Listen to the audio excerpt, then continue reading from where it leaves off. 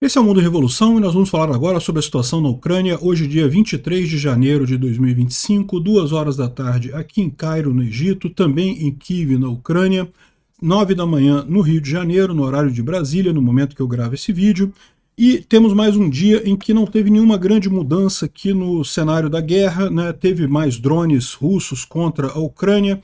A Ucrânia também atingiu uma grande base de operações russa aqui em Popasna, na cidade temporariamente ocupada de Popasna.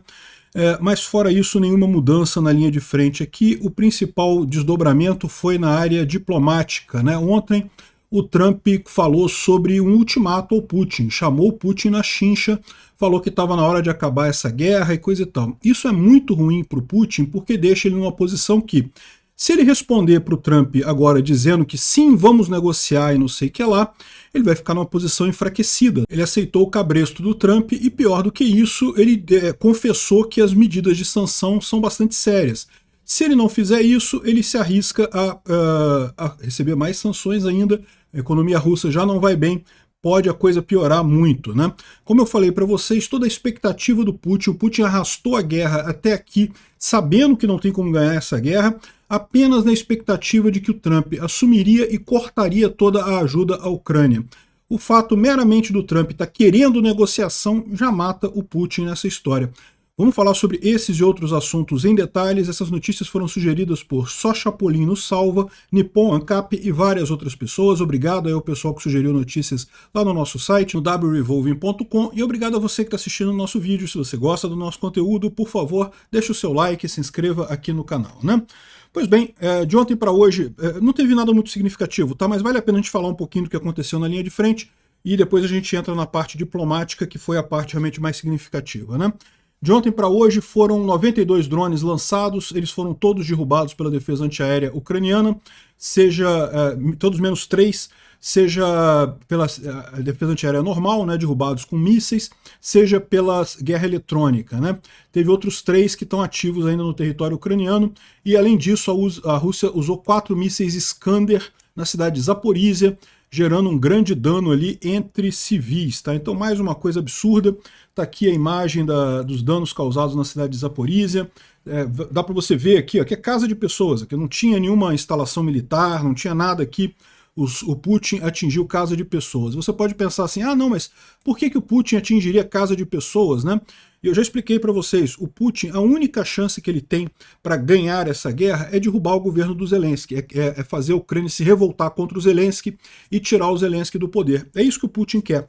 E ele não vai conseguir isso porque não tem nenhuma chance disso acontecer, porque o povo ucraniano confia muito no Zelensky. Mesmo quem não gosta tanto assim do Zelensky, com essa guerra da Rússia, viu que o Zelensky é a melhor alternativa que tem mesmo na guerra, né?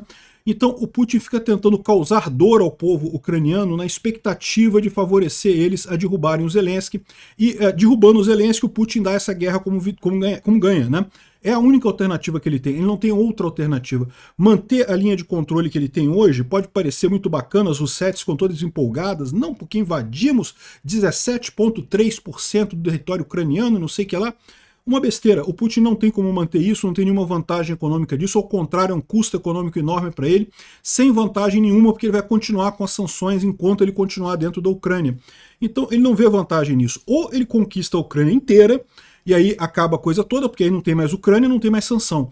Ou então ele sai da Ucrânia para também não ter as sanções. Ele não pode, essa ideia de negociar, e a gente vai ressaltar isso na conversa do Trump, justamente é uma ideia impossível para o Putin. O Putin não ganha a guerra se congelar no ponto que está agora, né? Mas enfim, ele tenta então causar dor no povo ucraniano para forçar esse tipo de coisa e não vai conseguir, né? Bom, a Ucrânia atingiu o posto de comando do 29º Exército Combinado Russo na cidade de Volnovakha. Teve em Volnovakha e teve em Popasna também. Foram 2 cidades ucranianas temporariamente ocupadas pelos russos, que foram alvos aqui, ó, Volnovakha aqui e Popasna aqui. 2 cidades que foram atingidas pelos ucranianos aqui, os postos de comando russos nessas cidades, né? Os russos estão tendo grandes problemas com as cargas de obuses que eles estão recebendo na linha de frente, né? O que está acontecendo? Vocês sabem, o Putin não está pagando as empresas que produzem material bélico. Ele faz o contrato, faz a encomenda, mas não tem dinheiro para pagar essas empresas. A economia russa está totalmente colapsada. Só que as fábricas não podem parar de produzir as coisas, porque senão ele manda prender todo mundo, né? Voltamos à era da ditadura do Stalin lá na Rússia. E o que está acontecendo agora? As empresas não têm mais material para fazer as coisas, então começa a fazer esse tipo de coisa. Os exércitos, os artilheiros russos estão reclamando com problemas de enchimento inconstante de cartuchos de artilharia. Então você não tem uma quantidade correta de explosivo, o que faz com que a artilharia se torne totalmente imprecisa, né? Acaba inutilizando tudo ali no final das contas, e inclusive eles estão proibidos de reclamar, segundo o Filologista em Emboscada, que é um blogger russo que está falando sobre isso, né? O canal sugere que os manufatores, né, as empresas, estão diminuindo, estão mexendo com o peso devido à complexidade da situação com a pólvora, né? Que resulta em produtos com variação, uns com poder explosivo grande, outros com poder explosivo pequeno, ou seja, o efeito da carga varia muito de acordo com essas características. No final das contas, acaba não apenas variando muito, mas de forma não previsível. Você não sabe se aquilo vai funcionar ou não e onde é que vai cair aquela cápsula, né? Então realmente está aqui a reclamação do pessoal, mais uma imagem do colapso russo que está acontecendo, né? E por falar em colapso russo, a gente tem um vídeo aqui que eu não posso tocar, porque é mais um crime de guerra russo. Eles mataram 6 prisioneiros desarmados ucranianos em câmera, filmando esse tipo de coisa, né? É o desespero dos russos que sabem que estão nas últimas nessa guerra. O Instituto para o Estudo da Guerra não traz nenhuma informação aqui significativa, fala apenas sobre uma operação de informação do Kremlin para criar uma falsa impressão de que a economia russa está performando bem, apesar de vários indicadores macroeconômicos complicados, né? Tem um monte de gente por aí falando que a economia russa está uma maravilha, que tudo está funcionando, que não sei o que lá, e que é uma maravilha, coisa e tal, justamente porque a Rússia sabe que não é esse o caso. Eles estão preocupados com isso. E à medida que as pessoas tomam conhecimento da situação tão grave que está lá na Rússia, fica mais claro e evidente o fato de que sanções sim funcionam, e isso vai acabar resolvendo essa guerra. Não tenho dúvida nenhuma que o Trump vai ser obrigado a aumentar as sanções contra a Rússia, o resultado desse ultimato dele vai ser aumentar as sanções contra a Rússia, e o Putin vai sofrer bastante com isso daqui, né? A grande novidade, no final das contas, foi exatamente isso. Foi essa mensagem do Trump, lá na Truth Social, na rede social dele aqui, falando, olha só, eu não quero ferir a Rússia. Eu amo o povo russo e sempre tive um bom relacionamento com o presidente Putin. Apesar da esquerda radical da Rússia, não sei o que lá, o complô da Rússia, aquelas acusações que faziam contra ele, de que ele era ligado ao Putin, aquele negócio que era um ativo russo, não sei o que lá. Nós não podemos nos esquecer que a Rússia nos ajudou a vencer a Segunda Guerra Mundial, perdendo quase 60 milhões de pessoas no processo. Isso daqui está sendo criticado de todos os lados. Tá? Os russos não gostaram disso daqui, porque os russos falam, como assim? Quem ganhou a Segunda Guerra Mundial foi a Rússia. Nós não ajudamos os Estados Unidos a ganhar, quem ganhou foi a Rússia. Né? Mas é lógico que não, quem ganhou foram os aliados. Aliás, a Rússia só conseguiu sobreviver à Alemanha justamente porque teve o apoio do Lend-Lease americano, né? E outra coisa muito importante é que quem ganhou não foi a Rússia, né? Quem disputou a Segunda Guerra Mundial foi a União Soviética. A União Soviética inclui a Ucrânia, né? E mais de 40% dos soldados que lutaram na Segunda Guerra Mundial pela União Soviética eram ucranianos. Ou seja, é quase meio a meio Rússia e Ucrânia. Os Estados Unidos, mesmo pela Segunda Guerra Mundial, não deve favor à Rússia. Deve favor à Rússia e à Ucrânia, se for o caso, né? De qualquer forma, essa frase dele aqui, lá na Rússia, o pessoal não gostou nem um pouco disso daqui, né? Aí ele continua aqui, ó. Tudo isso dito, eu vou fazer um favor à Rússia, cuja economia está falhando, e também ao presidente Putin. Vou fazer um grande favor. Faça um acordo agora, pare essa guerra ridícula, que isso só vai ficar pior. Se nós não fizermos um acordo e breve, eu não terei outra chance que não seja aumentar as tarifas e sanções e tudo que for vendido à Rússia pelos Estados Unidos e pelos outros países. Não, vamos acabar com essa guerra, que nunca deveria ter começado. Se eu fosse presidente, nunca teria começado. A gente nunca vai saber isso, né? E nós podemos fazer isso da maneira fácil ou da maneira difícil. Se a gente fizer da maneira fácil, é sempre melhor. É hora de fazer um acordo, não podemos perder mais vidas, né? Isso daqui é um problema enorme para o Putin, tá? Porque, como eu falei para vocês, a expectativa do Putin era que o Trump cortasse ajuda para a Ucrânia. Ele estava mantendo essa guerra, ele esticou essa guerra muito além do que ele pode fazer, porque ele achava que o Trump tinha essa chance de cortar ajuda para a Ucrânia, e aí sim a Rússia teria alguma chance, né? Agora não dá. Veja, a Rússia ela precisa derrubar o governo da Ucrânia. Ou ela conquista a Ucrânia inteira ou não conquista nada. E ela perdeu a chance de conquistar a Ucrânia inteira quando perdeu a batalha no norte, lá, a batalha de Kiev, né? Ali, tá avançando, tomou a cidade não sei o que lá, tomou a cidade não sei o que lá. Não faz diferença nenhuma no final das contas, não vai mudar nada. E para o Putin ficar nesse ponto intermediário é muito pior. Por quê? Ele sabe que ele não vai ter as sanções revertidas enquanto estiver nessa posição. Não tem como. Então, ou ele conquista a Ucrânia toda, bota um presidente ucraniano pró-Putin, né, pró-Rússia, e aí ele sai da Ucrânia, mas como tem um presidente pró-Putin, tá tudo bem para ele, ou então ele sai totalmente da Ucrânia e pronto. São as duas alternativas que ele tem. Ficar no meio do caminho é uma tragédia para ele também, tal como qualquer outra opção do Trump. E aí que vai acontecer o problema, né? O Trump já deixou claro que quer negociar. Era isso que o Putin não queria, né? É lógico, tem gente alertando aqui, o Tendar, por exemplo, falando que o Trump vai perceber que o Putin não vai ser convencido com dinheiro, ele vai até cair totalmente. Por quê?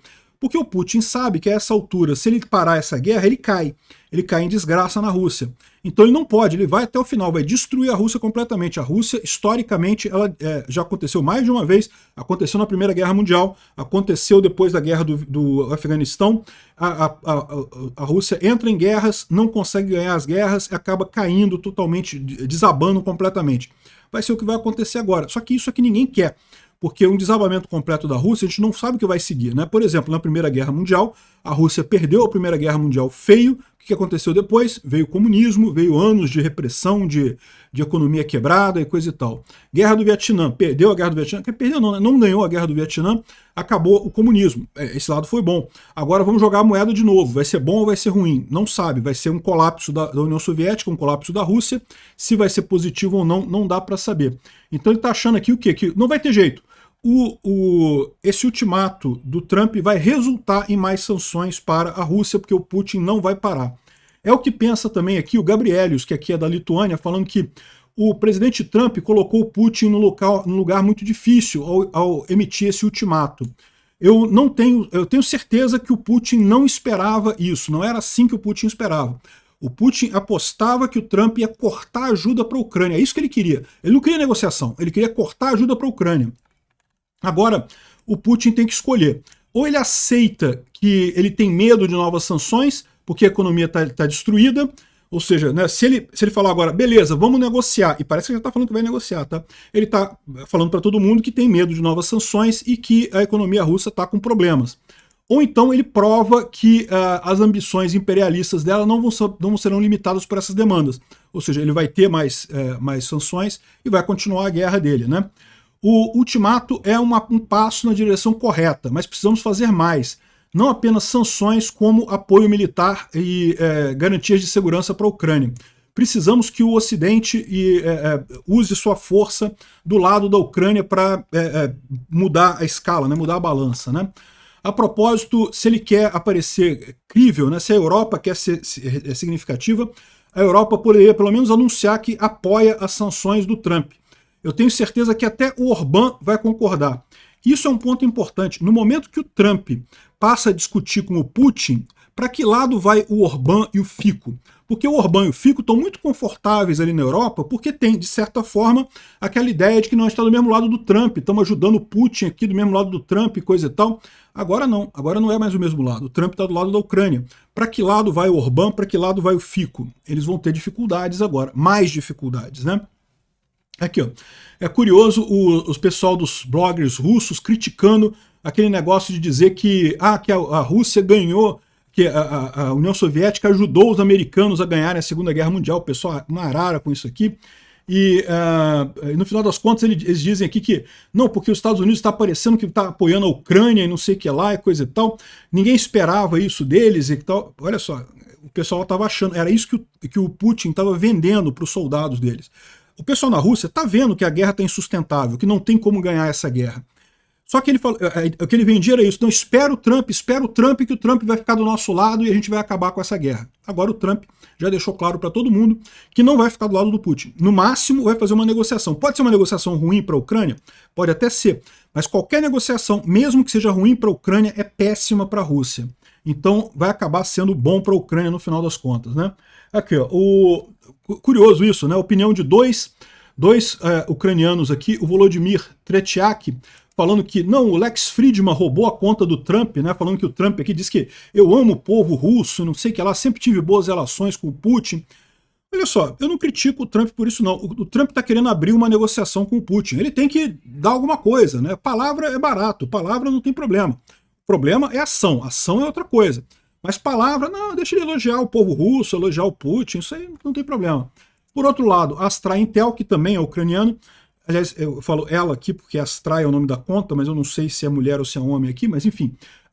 A mensagem do presidente Trump é clara, só vai ficar pior, a guerra vai acabar, de uma maneira fácil ou de uma maneira difícil, ou seja, tem ucranianos também vendo a mesma coisa de dois jeitos diferentes aqui, ou com uma coisa muito positiva do Trump falar isso, ou como uma coisa, o Trump está puxando o saco do Putin. Eu não vi dessa forma, não. Eu vi isso daqui como uma coisa muito ruim para o Putin, né? Uma quebra da expectativa do Putin e dos russos de forma geral. O Zelensky foi além e falou que quer tropas americanas na Ucrânia para garantir a paz. Se vamos ter acordo, se os Estados Unidos vai querer um acordo com metade da Ucrânia dividida como está, então tem que ter tropa americana para segurar. Por que ele fala isso? Ele fala isso porque essa guerra já virou uma guerra econômica. Qualquer guerra, na verdade, depois de um certo tempo, ela acaba se tornando uma guerra econômica, porque sobrevive o lado que conseguir manter a economia girando por mais tempo, né? E por que para a Rússia é ruim manter a divisão da Ucrânia? Porque eles têm que manter soldados ali, né? Eles têm que manter força militar, isso custa dinheiro, você manter tropas mobilizadas é caro. Então o que o Zelensky está falando? Não, deixa o Putin com esse custo e a gente não, a gente você bota a tropa americana. Já que é o Trump que está querendo esse acordo de deixar a área ocupada da Ucrânia nesse negócio, ele que arque com o custo disso, né? De novo, o que o Zelensky está querendo aqui não é dividir a Ucrânia, o Zelensky quer liberar a Ucrânia dos russos.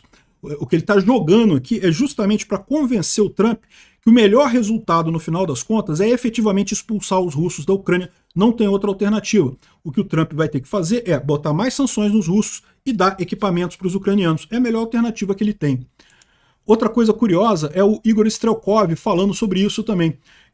O Igor Strelkov, vocês sabem, é um criminoso de guerra, o cara que derrubou o MH17, né? Foi o cara que fez a invasão da Crimeia, que fez a invasão do Donbás lá em 2014, era um herói russo e coisa e tal, caiu em desgraça com a queda do MH17 e virou um comentarista da internet e aí se candidatou nas eleições russas de 2023 e foi preso.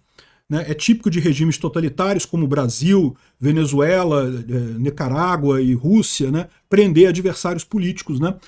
Então, esse cara aqui foi preso pelo Putin, está na cadeia, e escreveu um negócio aqui sobre a derrota da Rússia. Na visão dele, a SMO, a Operação Militar Especial, falhou e não conseguiu fazer nada do que queria. O regime do Zelensky não apenas não foi derrubado, como tem cada vez mais poder desde 2022, ou seja, ele acelerou a derrussificação da Ucrânia. Isso é uma coisa que eu reparei também, né? Vocês sabem, na Ucrânia sempre se falou russo. Não tem nada demais. Pode se falar russo na Ucrânia. Não quer dizer que a pessoa goste da Rússia, né? Tem um monte de brasileiro que fala português e não gosta de Portugal. Não tem nada a ver uma coisa com a outra, né? Só que começou a criar um clima tão ruim na Ucrânia que as pessoas começaram a voluntariamente parar de falar russo. Mesmo pessoas que originalmente falavam russo passam a falar mais ucraniano agora. Em Kharkiv, você via várias placas de rua, várias placas de lugar que mudaram o nome, porque era a grafia russa da palavra. Né? Kharkiv é bem perto da Rússia, então tinha muita influência russa ali, mas depois dessa guerra genocida dos russos, ninguém quer mais nada com russo em Kharkiv. Então eles trocaram as placas e botaram as placas. Isso, a própria prefeitura lá da cidade, né? O próprio pessoal de lá. Porque justamente começou a ser uma vergonha para as pessoas o russo. Né? Aqui, ó, a demilitarização da Ucrânia não foi conseguida, né? Não conseguiram desmilitarizar a Ucrânia, ao contrário, eles têm agora um grupamento muito massivo com equipamento ocidental, muito mais forte, muito mais capacitado. e os territórios das novas regiões, exceto pela Luhansk, não foram liberados do inimigo, e continua o adversário continua mantendo uma boa parte de várias regiões ali, coisa e tal. Ou seja, a guerra militar especial, a operação militar especial do Putin falhou completamente nisso daqui, né? Curiosamente, o Kremlin disse que acredita que os principais objetivos da operação militar especial foram atingidos, e agora estão preocupados com a economia russa, e daí estão talvez mais abertos à negociação. Ou seja, talvez o Putin bote a galhada dele para baixo e aceite essa negociação. Vamos ver o que vai acontecer. Eu acho que o que vai acontecer é o seguinte: o Putin vai oferecer uma negociação, só que com termos totalmente inaceitáveis, tipo, não, ok, a gente para a guerra, mas a Ucrânia tem que cair, passar a ser russa, e pronto, pô, não é acordo de paz, né? Enfim, vamos ver o que vai acontecer aqui. Eu acho que o Putin tá com o cozinho dele piscando, não passa nem Wi-Fi ali, o pessoal na Rússia está insatisfeito com essa guerra, todo mundo sabe que não tem como manter isso por muito tempo. A última expectativa deles era o Trump. A partir de agora, meu amigo, eles vão ter que dar um jeito de rebolar alguma coisa, né? Bom, o secretário-geral da OTAN anunciou que a Europa vai financiar a compra de armas americanas pela Ucrânia. Isso é uma coisa positiva, não vai faltar armamento para a Ucrânia, nem que tenha que o dinheiro sair da Europa, né? E o presidente Duda, da Polônia, falou que não quer ver o Putin numa sala de negociação, numa mesa de negociação. Ele quer que o Putin implore a Ucrânia e seus aliados por paz. E a gente vai chegar lá, porque o Putin não vai aceitar isso. A gente vai chegar nesse ponto, pode ter certeza. Bom, o Trump falou uma outra coisa, que isso daqui ele está com números errados. Tá? Ele diz que a Rússia tem 800 mil soldados mortos, enquanto a Ucrânia perdeu 600 mil. E esses números não estão nem completos, a realidade é muito maior e coisa e tal. Isso está errado, tá?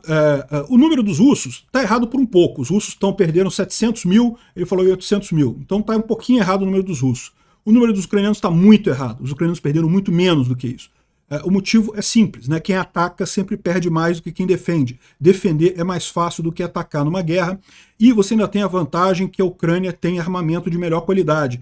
Então é muito desigual em termos de morte essa guerra, os russos estão morrendo em muito maior número que os ucranianos, então esses números do Trump aqui estão errados, ele deve ter sido mal aconselhado a isso, ou então está querendo falar alguma coisa para, sei lá, favorecer a paz, ou tentar um acordo com o Putin, né?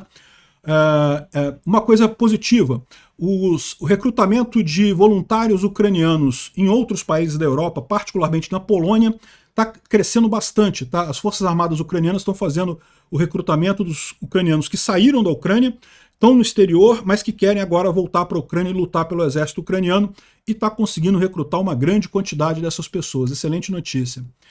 Bom, lá no Fórum de Davos, o ucraniano falou com o presidente sérvio, o Vučić, e disse que está muito perto a Ucrânia entrar para a União Europeia. Isso é um sonho ucraniano, uma coisa muito bacana e que certamente vai acontecer muito em breve. Bom, tem que falar disso também, né? É lógico, o Zelensky falou lá no Fórum de Davos que o pinguço corrupto não é mais relevante para a negociação para o fim da guerra. Nunca foi relevante.